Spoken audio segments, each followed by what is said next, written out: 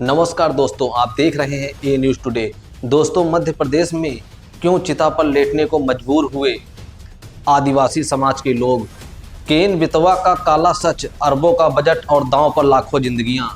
दोस्तों, क्या आपने कभी सुना है कि जीवित लोग अपनी ही चिता सजाकर उस पर लेट जाएं? मध्य प्रदेश के छतरपुर में यही भयावह हकीकत है। ये कोई अंधविश्वास नहीं, बल्कि अपनी जमीन, जंगल और वजूद को बचाने की आखिरी चीख है।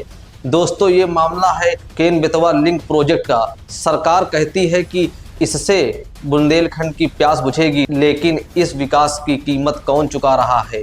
23 लाख पेड़ों की कटाई, पन्ना टाइगर रिजर्व का विनाश और हजारों आदिवासियों का विस्थापन। ये लोग पूछ रहे हैं, अगर हमारी जड़ें ही उखड़ गई तो ये पानी किसके काम आएगा? इसे चिता आंदोलन कहा जा रहा है। आदिवासी इस महिलाओं का साफ कहना है कि प्रशासन ने उन्हें उनके ही हक से वंचित कर दिया है। ना सही मुआवजा, ना पुनर्वास की ठोस योजना। उनके लिए यह विस्थापन किसी मौत से कम नहीं है। इसलिए वे कह रही हैं कि अगर हमारी जमीन छीनोगे तो हमें यहीं दफन कर दो। हैरानी की बात यह है, आंदोलन को हफ्तों बीत गए हैं, लेकिन सरकार की चुप्पी नहीं टूट रही। उल्टा इलाके में धारा 144 और अब धारा 163 लगा दी गई है, ताकि इनकी आवाज दिल्ली तक ना पहुंच सके। 4 गुना मिल रहा है, जिसमें से 1 गुना भी मुआवजा नहीं दिया जा रहा हमारे को। किसी को भी कुछ नहीं बोलती सरकार, ना ही तो मीडिया वाले कोई पूरी ठिकाने तक खबर भेजती है। बाहर तक जा ही नहीं रही है, यहाँ से छतरपुर से बाहर नहीं निकल रही है। इसमें नाम जोड़ने के लिए पैसे मांगते हैं। हम अपने खुद को बेच के ले आके देंगे इनको, जब हमारे को पैसे डालेंगे। रगड़ कर मारा, या तो शासन बम पटक दे या फिर शासन हमको निनोरो कर दे। 5 तारीख से चलते चलते बमीठा लोग गए, बमीठा से फिर भी हमको शासन ने रगड़ दिया, तो हम अपने हद पर बैठे हैं।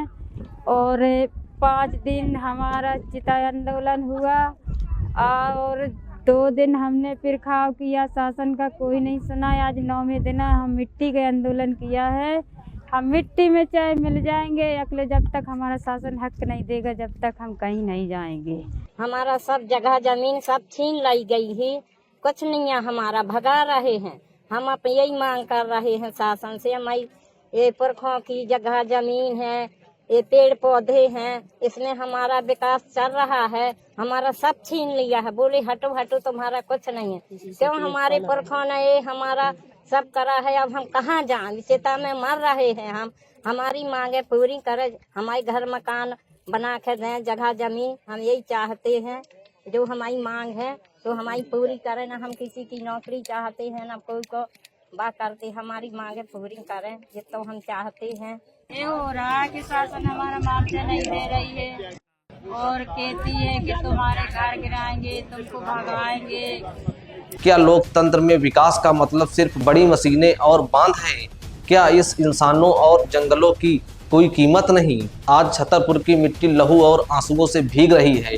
क्या सरकार इन जलती चिताओं की तपन महसूस करेगी, या फिर एक और प्रोजेक्ट के नाम पर एक पूरी संस्कृति को डुबो दिया जाएगा?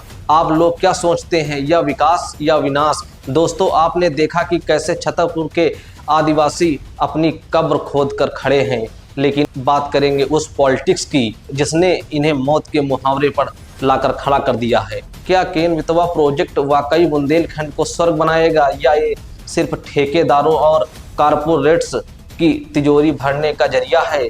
इस प्रोजेक्ट के लिए पन्ना टाइगर रिजर्व का करीब 6000 हेक्टेयर जंगल डूब जाएगा। आंकड़े कहते हैं कि 23 लाख पेड़ काटे जाएंगे। सोचिए, एक तरफ सरकार नेट जीरो और पर्यावरण बचाने का ढोंग करती है, और दूसरी तरफ एक झटके में पूरे इकोसिस्टम को खत्म करने का डेथ वारंट साइन कर देती है। क्या उन बेजुबान जानवरों और ऑक्सीजन देने वाले पेड़ों का कोई मानवाधिकार नहीं है?